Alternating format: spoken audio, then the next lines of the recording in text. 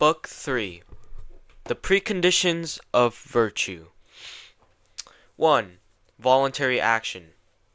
Virtue, then, is about feelings and actions. These receive praise or blame if they are voluntary, but pardon, sometimes even pity, if they are involuntary. Hence, presumably, in examining virtue, we must define the voluntary and the involuntary. This is also useful to legislators, both for honors and the corrective treatments. It seems, then, that things coming about by force or because of ignorance are involuntary. What is forced has an external principle, the sort of principle in which the agent, or rather the victim, contributes nothing. If, for instance, a wind or people who have him in their control were to carry him off. But what about actions done because of fear of greater evils or because of something fine? Suppose, for instance, a tyrant tells you to do something shameful when he has control over your parents and children, and if you do it, they will live, but if not, they will die. These cases raise dispute about whether they are voluntary or involuntary. However, the same sort of unwelcome choice is found in throwing cargo overboard in storms, for no one willingly throws cargo overboard without qualification. But anyone with any sense throws it overboard to save himself and the others. These sort of actions, then, are mixed. But they are more like voluntary actions, for at the time they are done, they are choice-worthy, and the goal of an action accords with the specific occasion. Hence, we should also call the action involuntary or voluntary on the occasion when he does it. Now, in fact, he does it willingly, for in such actions he has within him the principle of moving the limbs that are the instruments of the action. But if the principle of the actions is in him, it is also up to him to do them or not to do them. Hence, actions of this sort are voluntary, though presumably the actions without the appropriate qualification are involuntary, since no one would choose any such action in its own right. But for such actions, people are also sometimes praised, whenever they endure something shameful or painful, as the price of great and fine results, and if they do the reverse, they are blamed. For it is a base person who endures what is most shameful for nothing fine or for only some moderately fine result, but in some cases there is no praise, but there is pardon. Whenever someone does a wrong action, because of conditions of a sort that overstrain human nature, and that no one would endure. But presumably there are some things that we cannot be compelled to do, but instead we should suffer the most terrible consequences and accept death. For the things that allegedly compelled Euripides Alcmaeon to kill his mother appear ridiculous. It is sometimes difficult, however, to judge what goods should be chosen at the price of what evils, and what evils should be endured at the price of what goods. It is even more difficult to abide by our judgment, since the results we expect when we endure are usually painful, and the actions we are compelled to endure when we choose are usually shameful. That is why those who have been compelled or not compelled receive praise or blame. What sorts of things, then, should we say are forced? Perhaps we should say that something is forced without qualification whenever its cause is external, and the agent contributes nothing. Other things are involuntary in their own right, but choice-worthy. On this occasion, and as the price of these goods and their principle is in the agent, these are involuntary in their own right, but on this occasion, and as the price of these goods voluntary, but they are more like voluntary actions, since the actions are particulars and these particulars are voluntary. But what sort of thing should be chosen as the price of what good is not easy to answer, since there are many differences in particular conditions. But what if someone says that pleasant things and fine things force us on the ground that they are outside us and compel us? For him, then, everything must be forced, since everyone in every action aims at something fine or pleasant. Moreover, if we are forced and unwilling to act, we find it painful. But if something pleasant or fine is its cause, we do it with pleasure. Further, it is ridiculous for him to hold external causes responsible, and not himself as being easily snared by such things, and ridiculous to hold himself responsible for his fine actions, but pleasant things responsible for his shameful actions. What is forced, then, would seem to be what has its principle outside the person forced, who contributes nothing. Everything caused by ignorance is non-voluntary, but what is involuntary also involves pain and regret. For if someone's action was caused by ignorance, but he now has no objection to the action, he has done it neither willingly, since he did not know what it was, nor unwillingly, since he now feels no pain. Hence, among those who act because of ignorance, the agent who now regrets his action seems to be unwilling. But the agent with no regrets may be called non-willing, since he is another case, for since he is different, it is better if he has his own special name. Further, action caused by ignorance would seem to be different from action done in ignorance, for if the agent is drunk or angry, his action seems to be caused by drunkenness or anger, not by ignorance, though it is done in ignorance, not in knowledge. Certainly, every vicious person is ignorant of the actions he must do or avoid, and this sort of error makes people unjust and, in general, bad. This ignorance of what is beneficial is not taken to make action involuntary, for the cause of involuntary action is not this ignorance in the decision, which causes vice. It is not, in other words, ignorance of the universal, since that is a cause for blame. Rather, the cause is ignorance of the particulars which the action consists in and is concerned with, since these allow both pity and pardon, for an agent acts involuntarily if he is ignorant of one of these particulars. Presumably, then, it is not a bad idea to define these particulars and say what they are, and how many. They are who is doing it, what he is doing, about what or to what he is doing it, sometimes also what he is doing it with what instrument, for example, for what result, safety, for example, in what way, gently or hard, for example. Now, certainly no one could be ignorant of all of these unless they were mad, nor clearly could one be ignorant of who is doing it, since one could hardly be ignorant of oneself, but one might be ignorant of what one is doing, as when someone says that the secret slipped out while he was speaking, or, as Aeschylus said about the mysteries, that he did not know it, it was forbidden to reveal it, or, like the person with the catapult, that he let it go when he only wanted to demonstrate it. Again, he might think that his son is an enemy, as Merope did, or that the barbed spear has a button on it, or that the stone is pumice stone. By giving someone a drink to save his life, we might kill him, and wanting to touch someone, as they do in sparring, we might wound him. Since an agent may be ignorant of any of these particular constituents of his action, someone who is ignorant of one of these seems to have acted unwillingly, especially if he was ignorant of the most important. These seem to be what he is doing and the result for which he does it.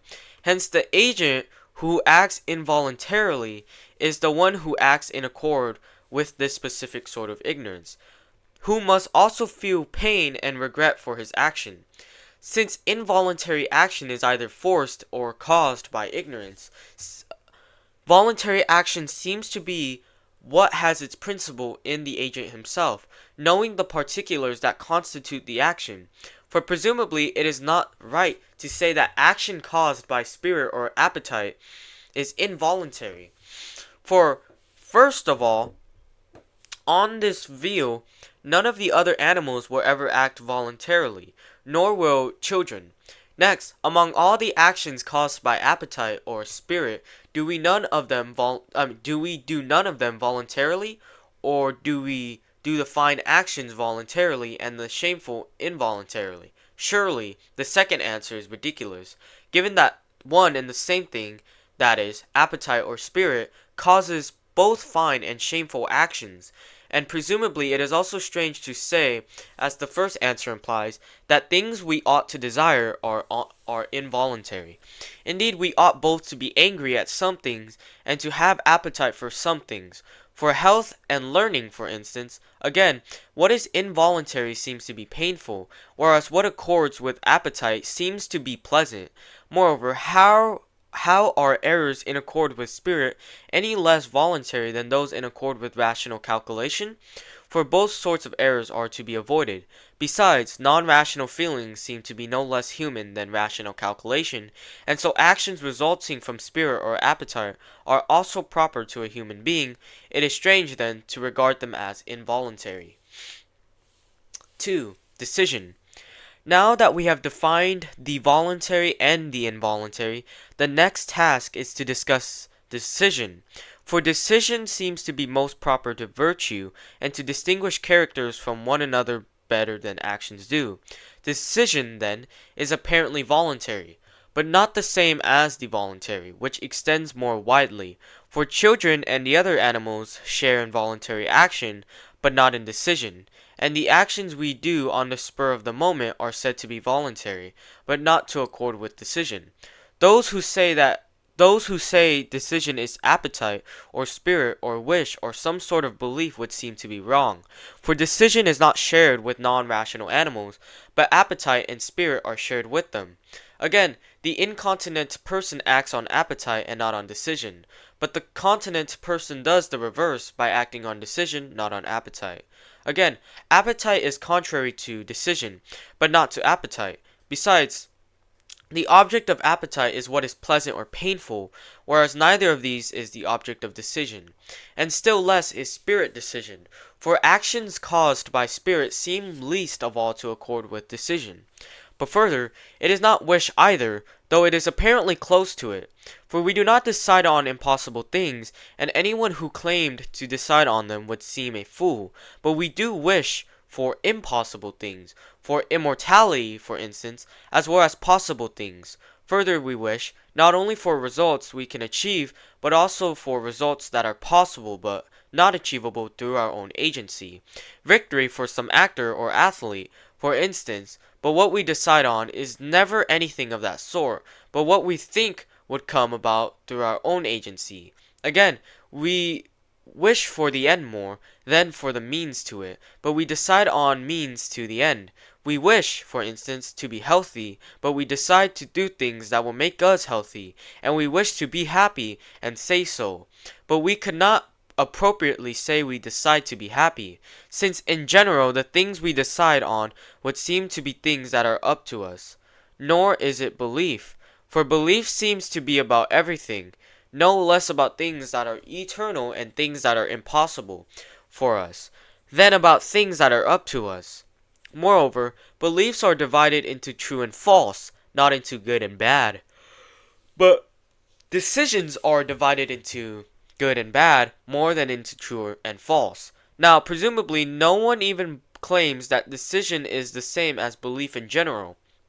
But it is not the same as any kind of belief either, for our decisions to do good or bad actions, not our beliefs, form the characters we have. Again, we decide to take or avoid something good or bad. We believe what it is, whom it benefits, or how, but we do not exactly believe to take or avoid. Further, decision is praised more for deciding on what is right, or in other words, for being made correctly. But belief is praised for believing truly.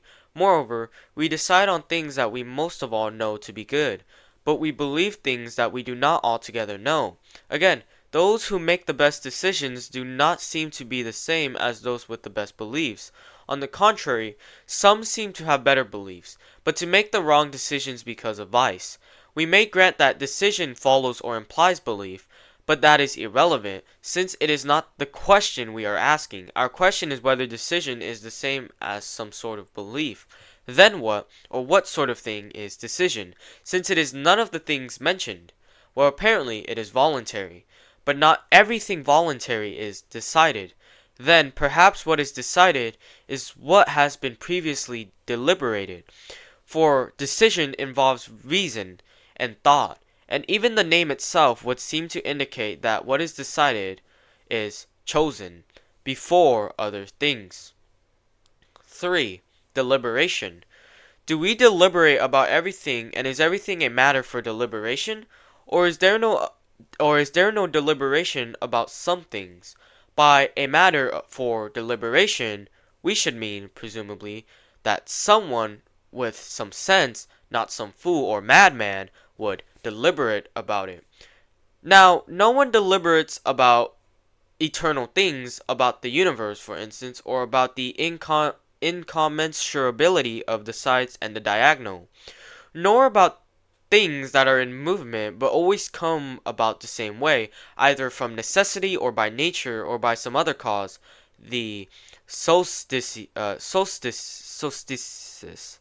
um, for instance, or the rising of the stars, nor about what happens in different ways at different times, droughts and rains, for instance, nor about what results from fortune, the finding of a treasure, for instance.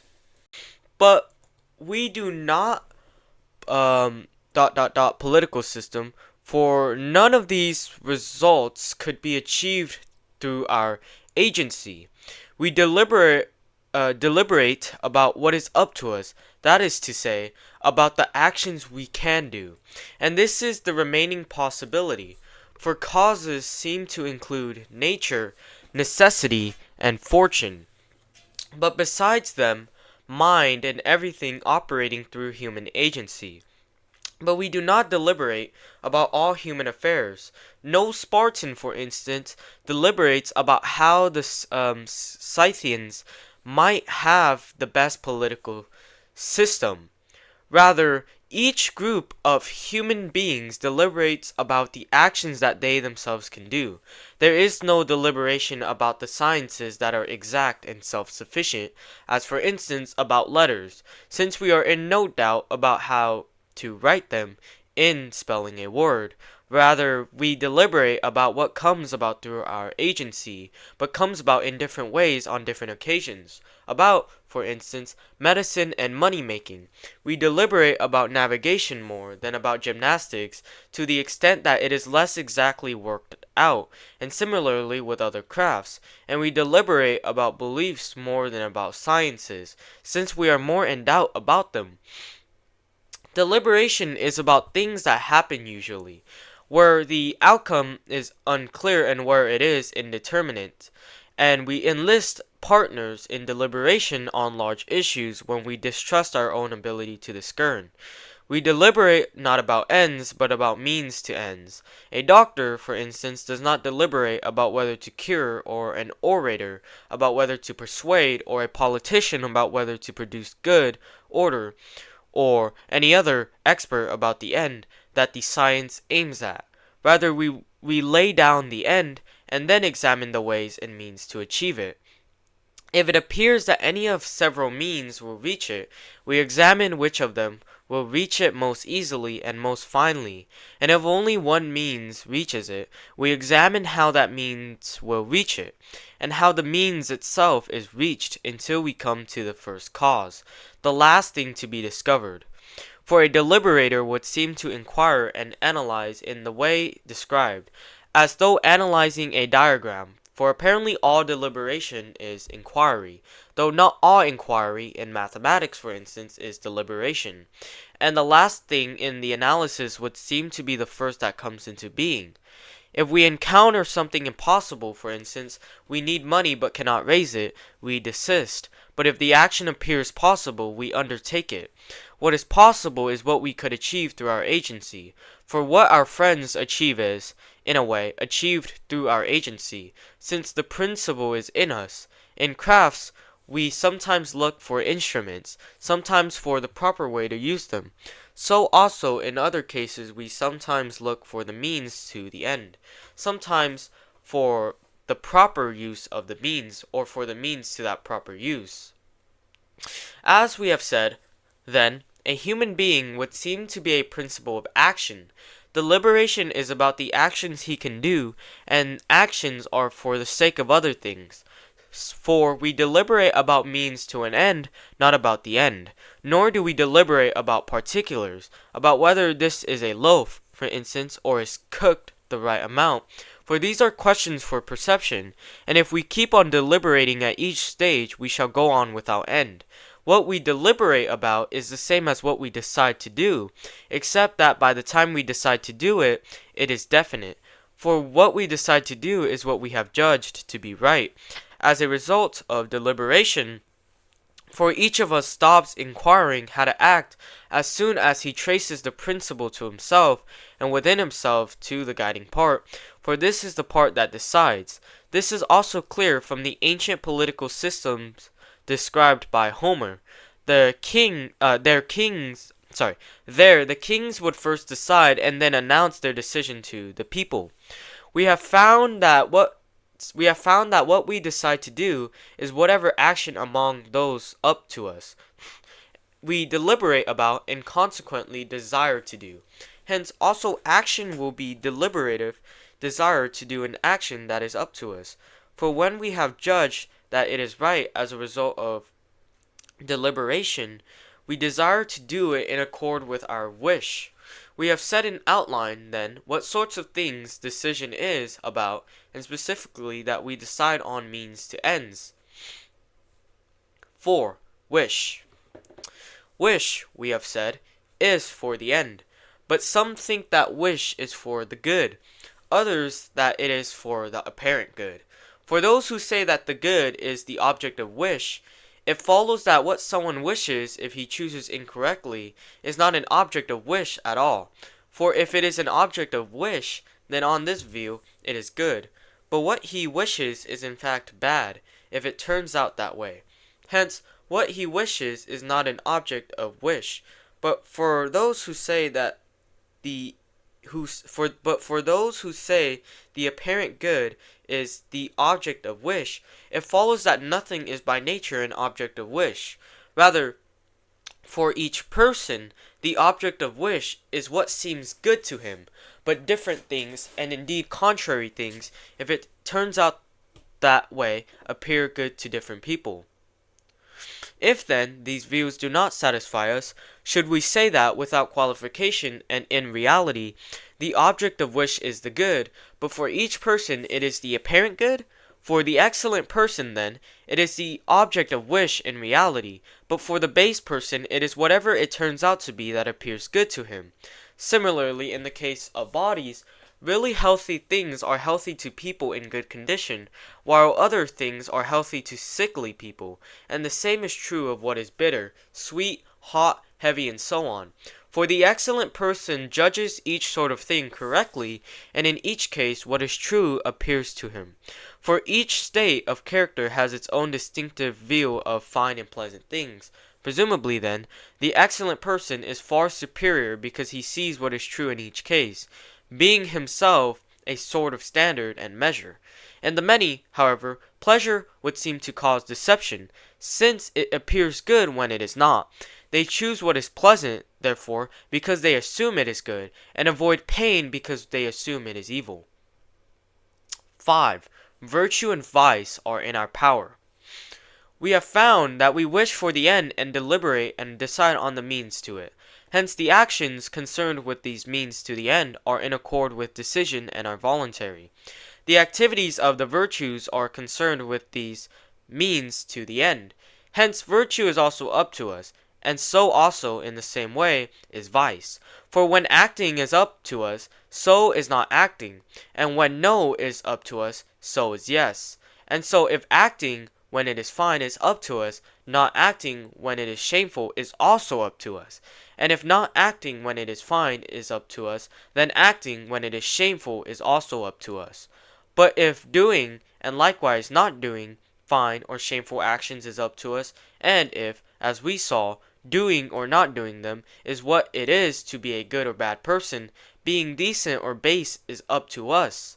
The claim that no one is willingly bad or unwillingly blessed would seem to be partly true but partly false, for while certainly no one is unwillingly blessed, vice is voluntary.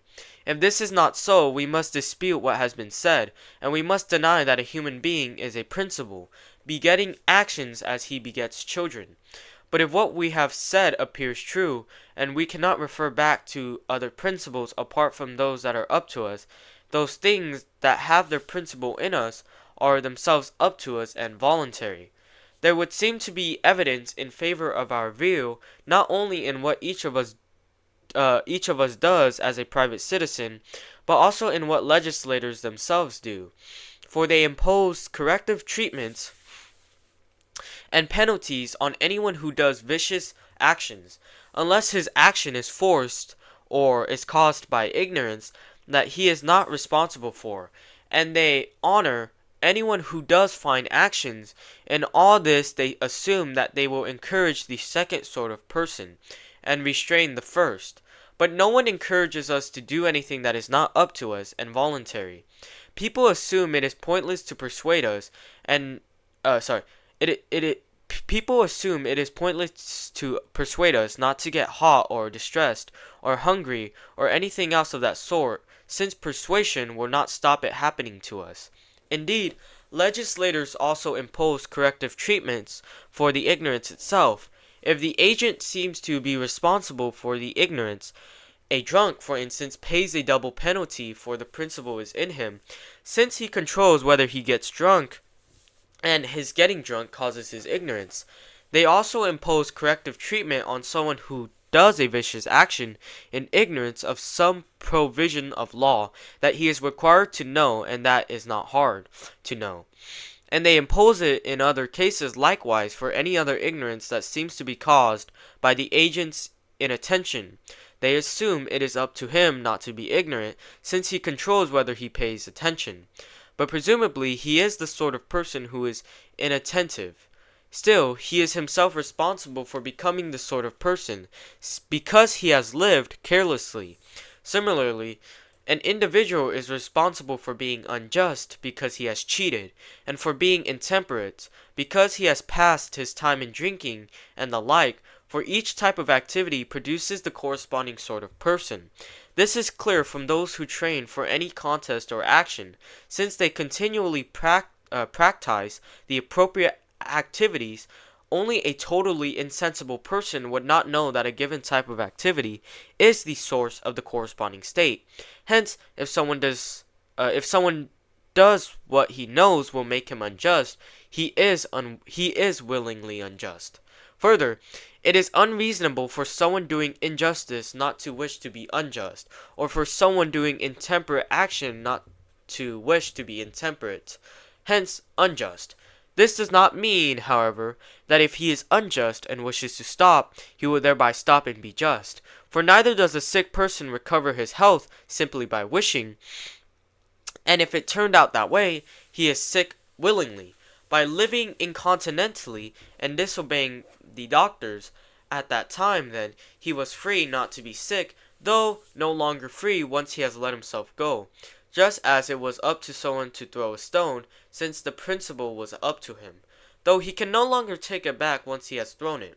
Similarly, then, the person who is unjust or intemperate was originally free not to acquire this character, so that he has it willingly, though once he has acquired the character, he is no longer free not to have it. It is not only vices of the soul that are involuntary. Vices of the body are also voluntary for some people, and we actually censure them. For we never censure someone if nature causes his ugliness, but if his lack of training or attention causes it, we do censure him. The same is true for weakness or maiming, for everyone would pity someone, not reproach him, if he were blind by nature or because of a disease or a wound, but would censure him if his heavy drinking or some other form of intemperance made him blind. Hence bodily vices that are up to us are censured, while those not up to us are not censured. If so, then in the other cases, also the vices that are censured will be up to us. But someone may say that everyone aims at the apparent good and does not control how it appears, but, on the contrary, his character controls how the end appears to him. We reply that, if each person is in some way responsible for his own state of character, he is also himself in some way responsible for how the end appears. Suppose, on the other hand, that no one is responsible for acting badly, but one does so because one is ignorant of the end and thinks this is the way to gain what is best for oneself. In that case, one's aiming at the end is not one's own choice. One needs a sort of natural, inborn sense of sight to judge finely, and to choose what is really good. Whoever by nature has this sense in a fine condition has a good nature.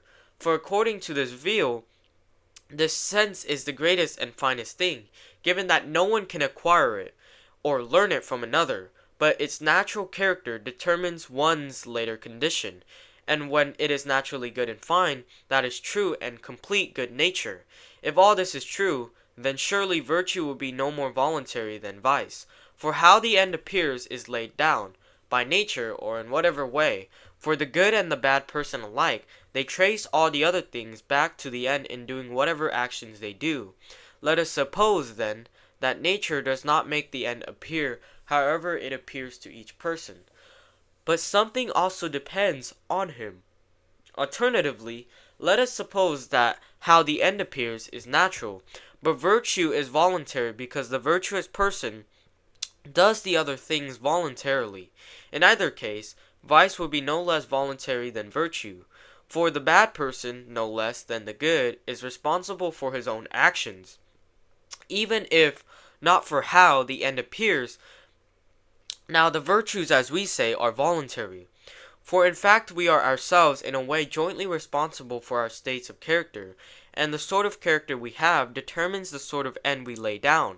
Hence the vices will also be voluntary, since the same is true of them. We have now discussed the virtues in common. We have described their genus in outline. They are means and they are states. Certain actions produce them, and they cause us to do these same actions in accord with the virtues themselves.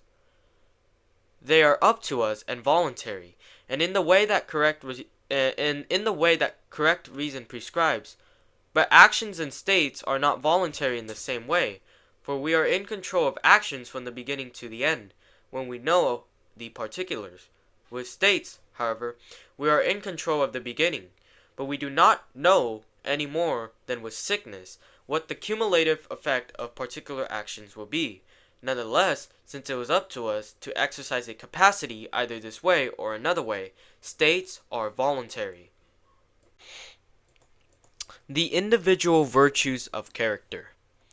Let us now take up the virtues again, and discuss them one by one. Let us say what they are, what sorts of things they are concerned with, and how they are concerned with them. It will also be clear at the same time how many of them there are. 6. Bravery, its scope. First, let us discuss bravery. We have already made it apparent that there is a mean about feelings of fear and confidence. What we fear, clearly, is what is frightening, and such things are, speaking without qualification, bad things. Hence, people define fear as expectation of something bad. Certainly, we fear all bad things. For instance, bad reputation, poverty, sickness, friendlessness, death, but they do not all seem to concern the bravest person. For fear of some bad things, such as bad reputation, is actually right and fine, and lack of fear is shameful. For if someone fears bad reputation, he is decent and properly prone to shame. And if he has no fear of it, he has no feeling of disgrace. Some, however, call this fearless person brave, by a transference of the name, for he has some similarity to the brave person, since the brave person is also a type of fearless person. Presumably, it is wrong to fear poverty or sickness, or, in general, bad things, that are not the results of vice or caused by ourselves. Still, someone who is fearless about these is not thereby brave.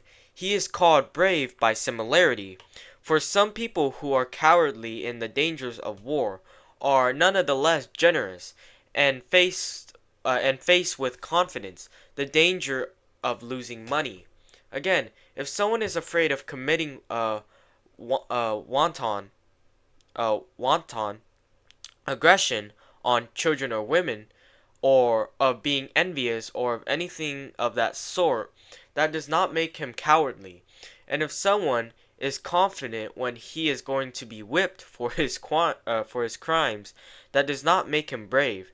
Then what sorts of frightening conditions concern the brave person? Surely the most frightening, for no one stands firmer against terrifying conditions. Now, death is almost frightening of all, since it is a boundary, and when someone is dead, nothing beyond it seems either good or bad for him anymore. Still, not even death in all conditions, on the sea for instance, or in sickness, seems to be the brave person's concern. In what conditions then is death his concern? Surely in the finest conditions.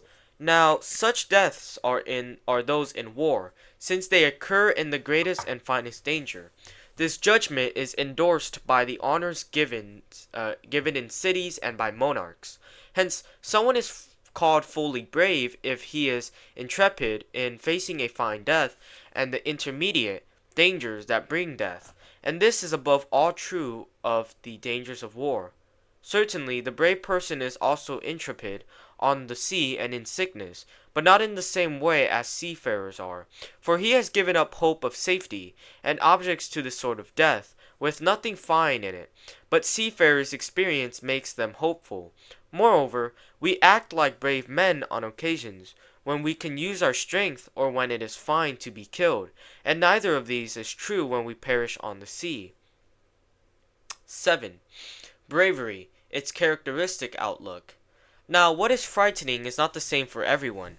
We say, however, that some things are too frightening for a human being to resist. These, then, are frightening for everyone, at least for everyone with any sense. What is frightening but not irresistible for a human being varies in its seriousness and degree, and the same is true of what inspires confidence. The brave person is unperturbed, as far as a human being can be. Hence, though he will fear even the sorts of things that are not irresistible, he will stand firm against them, in the right way, as reason prescribes for the sake of the fine, since this is the end aimed at by virtue. It is possible to be more or less afraid of these frightening things, and also possible to be afraid of what is not frightening, as though it were frightening. The cause of error may be fear of the wrong thing, or in the wrong way, or at the wrong time, or something of that sort, and the same is true for things that inspire confidence. Hence, whoever stands firm against the right things and fears the right things for the right end in the right way at the right time and is correspondingly confident is the brave person. For the brave person's actions and feelings accord with what something is worth, and follows what reason prescribes. Every activity aims at actions in accord with the state of character. Now, to the brave person, bravery is fine. Hence, the end it aims at is also fine, since each thing is defined by its end. The brave person, then, aims at the fine when he stands firm and acts in accord with bravery. Among those who go to excess, the excessively fearless person has no name. We said earlier that many cases have no names. He would be some sort of madman or incapable of feeling distress if he feared nothing, neither earthquake nor waves, as they say about the Celts. The person who is excessively confident about frightening things is rash. The rash person also seems to be a boaster, and a pretender to bravery. At any rate, the attitude to frightening things that the brave person really has is the attitude that the rash person wants to appear to have. Hence he imitates the brave person where he can. That is why most of them are also rash cowards. For rash though they are on these occasions for imitation, they do not stand firm against anything frightening. Moreover, rash people are impetuous, and wish for dangers before they arrive, but shrink from them when they come. Brave people, on the contrary, are eager when in action, but keep quiet until then. The person who is excessively afraid is the coward, since he fears the wrong things, and in the wrong way, and so on. Certainly he is also deficient in confidence, but his excessive pain distinguishes him more clearly. Hence, since he is afraid of everything, he is a despairing sort. The brave person, on the contrary, is hopeful, since he is confident, and confidence is proper to a hopeful person. Hence the coward, the rash person, and the brave person are all concerned with the same things, but have different states related to them. The others are excessive or defective, but the brave person has the intermediate and the right state. Moreover, until then. As we have said, then, bravery is a mean about what inspires confidence, and about what is frightening in the conditions we have described. It chooses and stands firm because that is fine or because anything else is shameful. Dying to avoid poverty or erotic passion or something painful is proper to a coward, not to a brave person. For shirking burdens is softness, and such a person stands firm in the face of death to avoid an evil, not because standing firm is fine. 8. Conditions that resemble bravery. Bravery, then, is something of this sort, but 5 other sorts of things are also called bravery. The bravery of citizens comes first, since it looks most like bravery. For citizens seem to stand firm against dangers with the aim of avoiding reproaches and legal penalties and of winning honors. That is why the bravest seem to be those who hold cowards in dishonor and do honor to brave people. That is how Homer also describes them when he speaks of Diomed and Hector. Polydamas will be Polydamas will be the first to heap disgrace on me.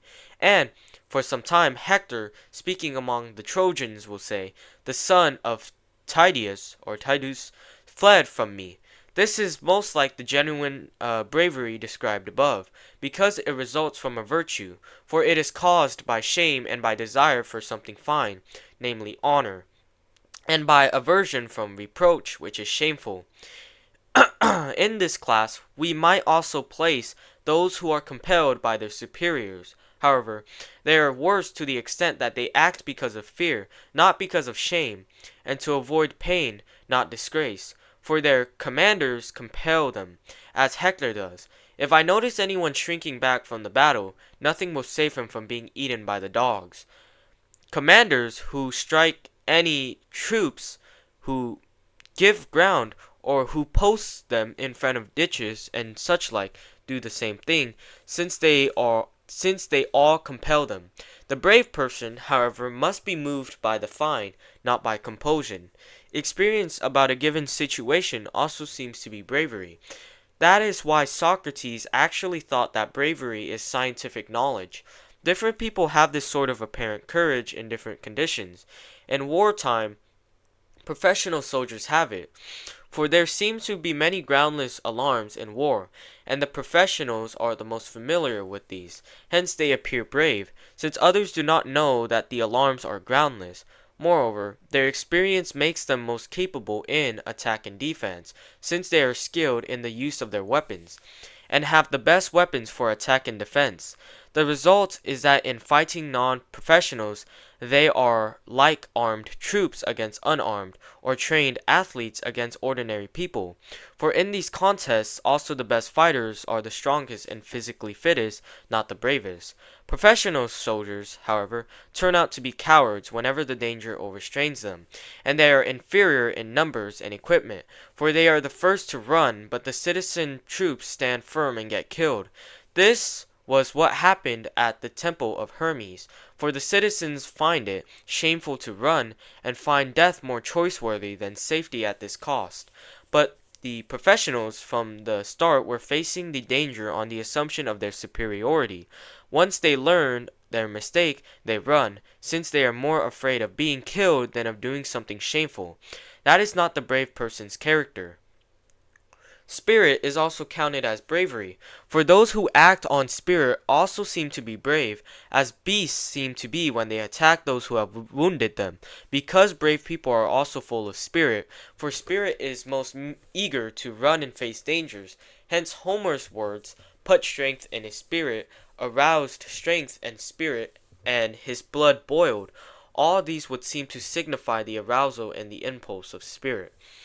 Now, brave people act because of the fine, and their spirit cooperates with them. But beasts act because of pain, for they attack only because they have been wounded or frightened, since they keep away from us in a forest.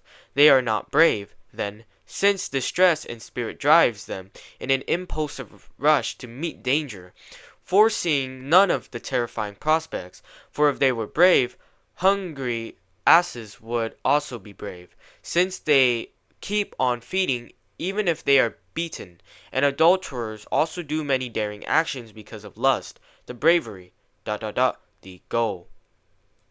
Human beings, as well as beasts, find it painful to be angered and pleasant to exact a penalty.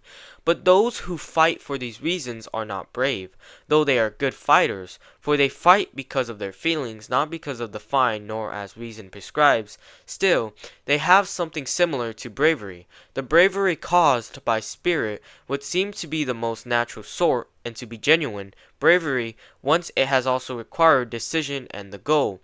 Hopeful people are not brave either, for their many victories over many opponents make them confident in dangers. They are somewhat similar to brave people, since both sorts are confident. But whereas brave people are confident for the reason given earlier, the hopeful are confident because they think they are stronger, and nothing could happen to them.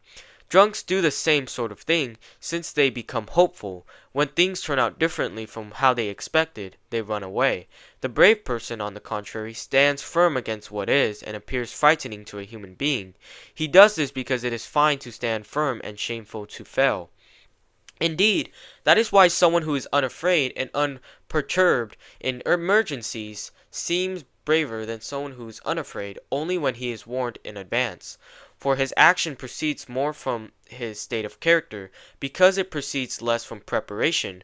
For if we are warned in advance, we might decide what to do, not only because of our state of character, but also by reason and rational calculation. But in emergencies, we must decide in accord with our state of character. Those who act in ignorance also appear brave, and indeed they are close to hopeful people, though inferior to them insofar as they lack the self-esteem of hopeful people.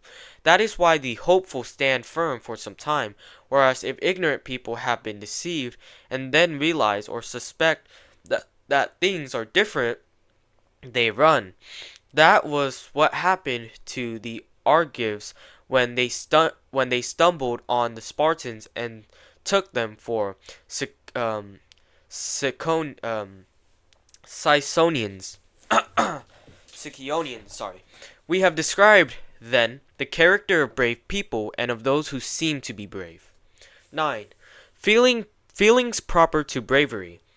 Bravery is about feelings of confidence and fear, not, however, about both in the same way, but more about frightening things. For someone is brave if he is undisturbed and in the right state about these, more than if he is in this state about things inspiring confidence. As we said, then, standing firm against what is painful makes us call people brave. That is why bravery is both painful and justly praised, since it is harder to stand firm against something painful than to refrain from something pleasant. Nonetheless, the end that bravery aims at seems to be pleasant, though obscured by its surroundings. This is what happens in athletic contests, for boxers find that the end they aim at, the crown and the honors, is pleasant. But being made of flesh and blood, they find it distressing and painful to take the punches and to bear all the hard work. And because there are so many of these painful things, the end, being small, appears to have nothing pleasant in it. And so, if the same is true for bravery, the brave person will find death and wounds painful and suffer them unwillingly, but he will endure them because that is fine, or because failure is shameful. Indeed, the truer it is that he has every virtue, and the happier he is, the more painful he will feel at the prospect of death. For this sort of person, more than anyone, finds it worthwhile to be alive, and knows he is being deprived of the greatest goods, and this is painful. But he is no less brave for all that. Presumably, indeed, he is all the braver, because he chooses what is fine in war at the cost of all these goods. It is not true, then, in the case of every virtue, that its active exercise is pleasant. It is pleasant only insofar as we attain the end. But presumably it is quite possible for brave people, given the character we have described, not to be the best professional soldiers. Perhaps the best will be those who are less brave, but possess no other good. For they are ready to face dangers, and they sell their lives for small gains. So much for bravery. It is easy to grasp what it is, in outline at least, from what we have said. Temperance, its scope. Let us discuss temperance next, for bravery and temperance seem to be the virtues of the non-rational parts. Temperance, then, is a mean concerned with pleasures, as we have already said, for it is concerned less, and in a different way, with pains. Intemperance appears in this same area too.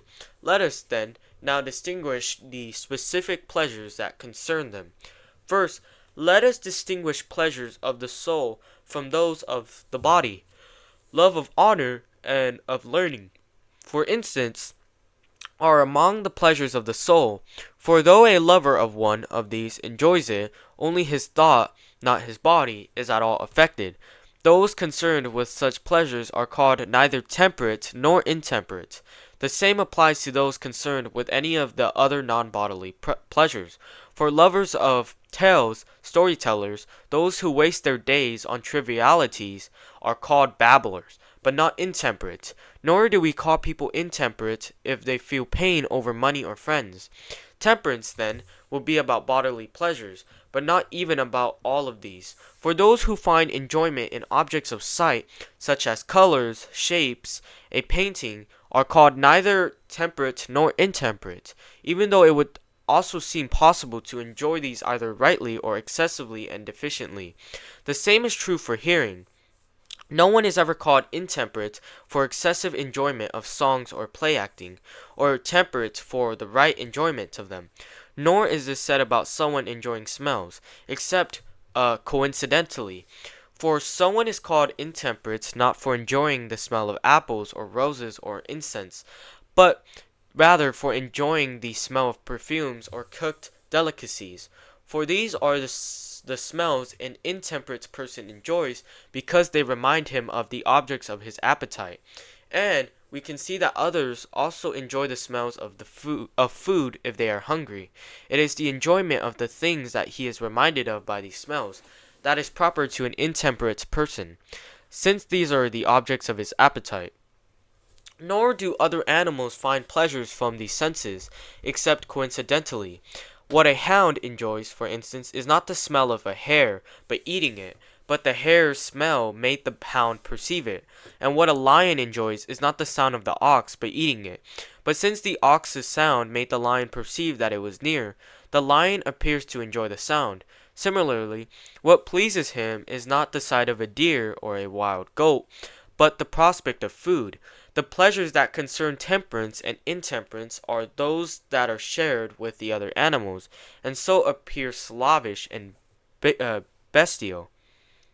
These pleasures are touch and taste. However, they seem to deal even with taste very little or not at all. For taste discriminates flavors, the sort of thing that wine tasters and cooks savoring food do. But people, or intemperate people, at any rate, do not much enjoy this. Rather, they enjoy the gratification that comes entirely through touch, in eating and drinking, and in what are called the pleasures of sex.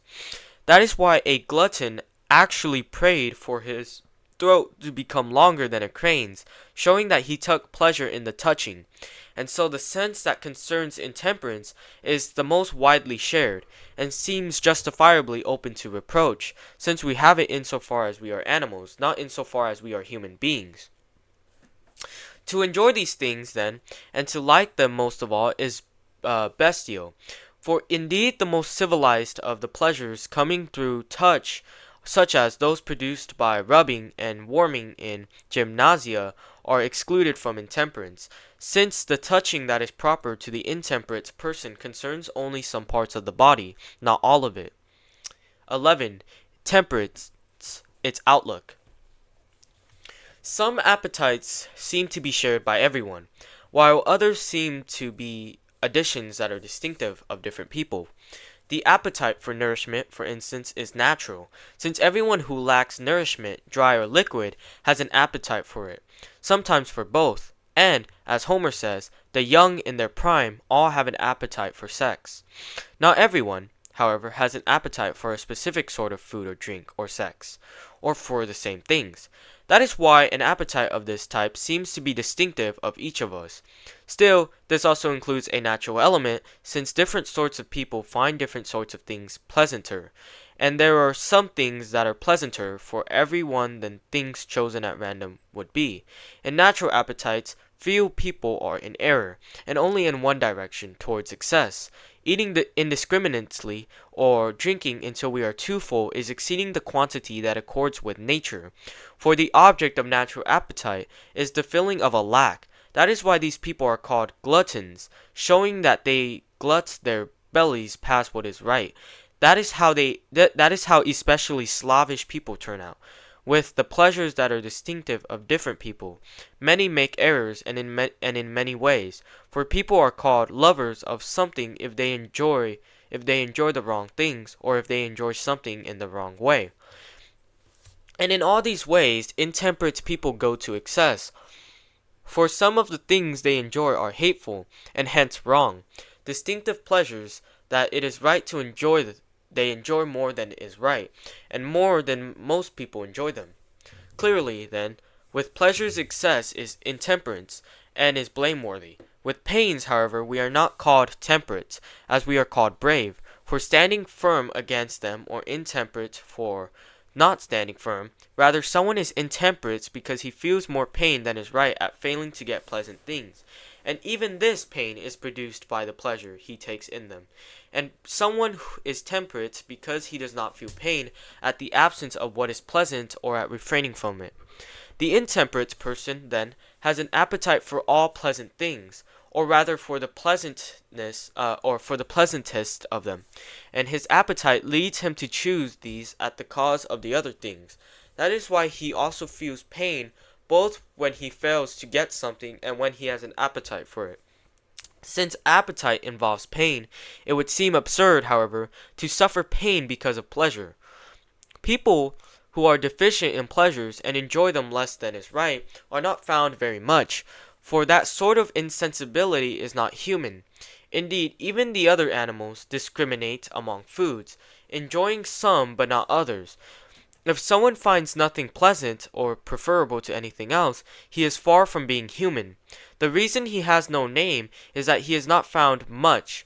The temperate person has an intermediate state in relation to these bodily pleasures, for he finds no pleasure in what most pleases the intemperate person, but finds it disagreeable. He finds no pleasure at all in the wrong at all in the wrong things. He finds no intense pleasure in any bodily pleasures, suffers no pain at their absence, and has no appetite for them, or only a moderate appetite, not to the wrong degree, or at the wrong time, or anything else at all of that sort. If something is pleasant and conducive to health or fitness, he will desire this moderately, and in the right way. And he will desire in the same way anything else that is pleasant, if it is no obstacle to health and fitness, does not deviate from the fine, and does not exceed his means. For the opposite sort of person likes these pleasures more than they are worth. That is not the temperate person's character, but he likes them as correct reason prescribes. 12. Intemperance. Intemperance is more like a voluntary condition than cowardice, for it is caused by pleasure, which is choice-worthy, whereas cowardice is caused by pain, which is to be avoided. Moreover, pain disturbs and ruins the nature of the sufferer, while pleasure does nothing of the sort. Intemperance, then, is more voluntary. That is why it is also more open to reproach, for it is also easier to acquire the habit of facing pleasant things, since our life includes many of them, and we can acquire the habit with no danger. But with frightening things the reverse is true. However, cowardice seems to be more voluntary than particular cowardly actions, for cowardice itself involves no pain, but the particular actions disturb us because of the pain that causes them, so that people actually throw away their weapons and do all the other disgraceful actions. That is why these actions even seem to be forced and hence involuntary. For the intemperate person, the reverse is true. The particular actions are the results of his appetite and desire, and so they are voluntary. But the whole condition is less voluntary than the actions, since no one has an appetite to be intemperate. We also apply the name of intemperance to the errors of children, since they have some similarity, which gets its name from which does not matter for our present purposes, but clearly the posterior is called after the prior. The name would seem to be quite appropriately transferred, for the things that need to be tempered are those that desire shameful things and tend to grow large. Appetites in children are most like this, for children also live by appetite and desire, for the pleasant is found more in them than in anyone else. If, then, the children or the appetitive part is not obedient and subordinate to its rulers, it will go far astray. For when someone lacks understanding, his desire for the pleasant is insatiable, and seeks indiscriminate satisfaction. The repeated active exercise of appetite increases the appetite he already had from birth, and if the appetites are large and intense, they actually expel rational calculation. That is why appetites must be moderate and few, and never contrary to reason.